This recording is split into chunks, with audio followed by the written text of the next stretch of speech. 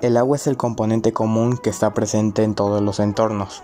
Es el disolvente en el que están disueltas o suspendidas las sustancias necesarias para la existencia de la célula en cualquier organismo. En pocas palabras, la vida tal cual y como la conocemos va a depender de las propiedades físico-químicas del agua. Actualmente ya tenemos una idea bastante general acerca de las principales características del agua, como lo son que el cuerpo humano está compuesto un 70% de agua, la importancia que va a tener en el proceso de hidratación, incluso algunos ya piensan en controlarla. Y si bien toda esta información es válida, en esta ocasión vamos a irnos a un punto de vista un poco más químico, pero tampoco tan complejo. Me presento, soy Oscar Julián Hernández Alfaro, estudiante de la Universidad Veracruzana y actualmente estudiante de la licenciatura de cirujano dentista en la Facultad de Odontología Río Blanco. El día de hoy vengo a hablarles acerca del agua, su importancia como componente dentro de nuestro organismo, así como su relación con las soluciones y el pH.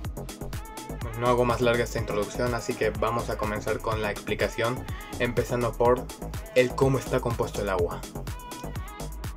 Para comenzar tendremos su estructura, la cual estará compuesta por 2 átomos de hidrógeno positivos y un átomo de oxígeno negativo.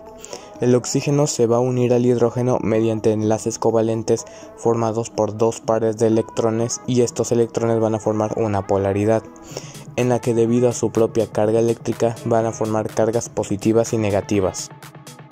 De igual manera, la polaridad entre el enlace del oxígeno y el hidrógeno va a tener como consecuencia que debido a la atracción que tienen estos dipolos, se va a formar otra atracción con más moléculas de agua, y dicha atracción se va a conocer como enlace de hidrógeno o puente de hidrógeno.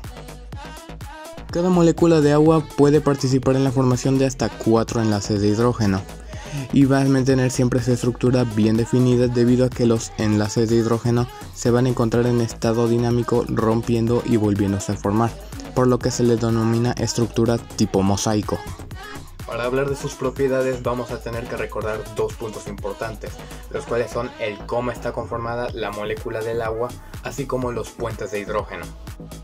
Este tipo de moléculas va a poder cambiar su estructura, o por así decirlo, la forma en la que están agrupadas según ciertos factores como lo suele ser la temperatura, que con altas temperaturas va a pasar de estado líquido a gaseoso mediante la ebullición, que mediante temperaturas frías puede pasar de gaseoso a sólido o incluso a líquido. Todos estos 3 estados de la materia que ya conocemos se van a deber a la concentración de moléculas, las cuales van a reaccionar de manera diferente según las condiciones a las que se encuentran. Estos ejemplos que estoy dando tienen como propósito mostrar la capacidad de adaptabilidad que posee el agua, ya sea al estar sometida a ciertos cambios, como lo son los cambios de temperatura para cambiar de un estado a otro, y de igual manera los cambios que tiene al interactuar con otro tipo de sustancias. Como sabemos, una solución es una mezcla formada por uno o más solutos y en este caso un solvente, el cual va a ser el agua. Se le reconoce al agua como un buen solvente debido a la facilidad con la que otros componentes pueden disolverse en ella. Esto normalmente debido a que los solutos normalmente son grupos polares débiles y fácilmente solubles en el agua. O en términos sencillos, el agua tiene más fuerza polar que el material soluble en ella. No obstante, el factor que determina si la molécula será soluble o no en el agua es si ésta es polar o apolar. Las moléculas apolares suelen demorar en agruparse o incluso pueden no llegar a serlo, y a este tipo de moléculas también se les va a denominar hidrofóbicas, mientras que aquellas moléculas que son fácilmente solubles se les va a conocer como hidrofílicas. Recordemos que la polaridad significa la separación eléctrica que hay entre cierto tipo de moléculas, y esta polaridad es la que le va a brindar la facilidad a la molécula para adherirse a otras moléculas, como ya lo hemos mencionado en el puente de hidrógeno. Como habrán visto, el agua tiene capacidad de disolución en cuanto a ejemplos bastante simples como lo son los ya mencionados, agua, sal y azúcar. No obstante, las propias moléculas de agua van a tener su propia capacidad para formar soluciones, pero esta vez molécula a molécula, o en este caso con distintos elementos, los cuales debido a sus propiedades se les van a clasificar mediante ácidos y bases. Profe. Sí, dime. ¿Cómo se calcula cuando una sustancia es un ácido y una base? Se va a calcular mediante una unidad de medida especializada en medir la acidez de ciertos organismos o sustancias, el cual va a ser denominado como pH. El pH es una medida usada para medir el nivel de acidez de las sustancias. Cuando el valor de pH es igual a 7, será una sustancia neutra. Cuando es menor a 7, se le considerará disolución ácida, y cuando es mayor, será una solución básica o alcalina. El valor de pH en las disoluciones es un término muy importante en el punto de vista de la bioquímica, ya que el pH va a condicionar las estructuras de muchísimas biomoléculas y por lo tanto sus propiedades. A lo largo de la vida cotidiana estaremos en continuo contacto con sustancias cuyas propiedades van a pertenecer ya sea a ácidos o a básicos. En este caso tenemos unos ejemplos viniendo desde ácidos como lo son el ácido nítrico, ácido sulfúrico y ácido clorhídrico. Y por lo tanto algunas bases como lo son el hidróxido de amoníaco, el hidróxido de sodio y el hidróxido de potasio.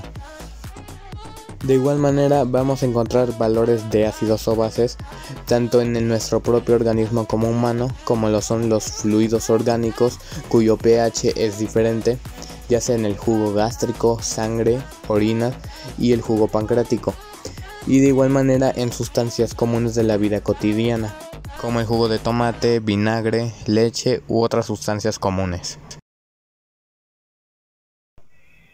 Profe.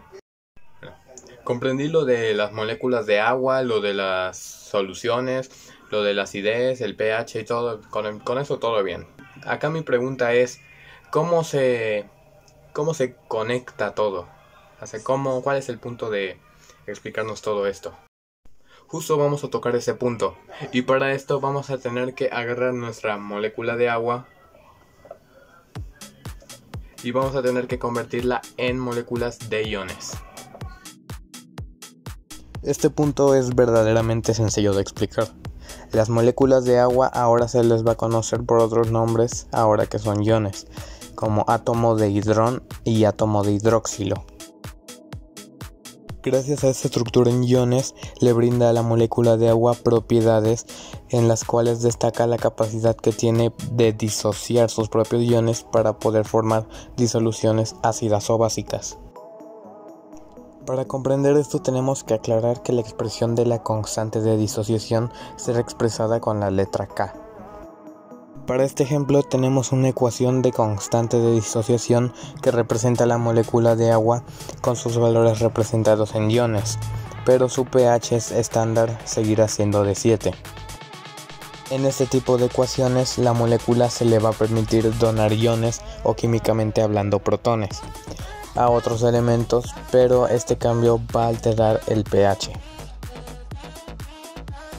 Y este pH puede ser medido mediante métodos como lo son la termorregulación o las soluciones de tampón. Y para finalizar vamos a dar un repaso general a todo lo mencionado en la molécula de agua va a estar formada por 2 átomos de hidrógeno y un átomo de oxígeno. La unión de moléculas de agua va a formar un enlace o puente de hidrógeno y este puente va a ser fundamental para formar el agua como un solvente en cualquier tipo de solución. Dichas soluciones pueden ser mediante elementos de la tabla periódica o de igual manera elementos un poco menos complejos, pero dicha solución final va a formar una sustancia nueva que va a tener un grado de acidez.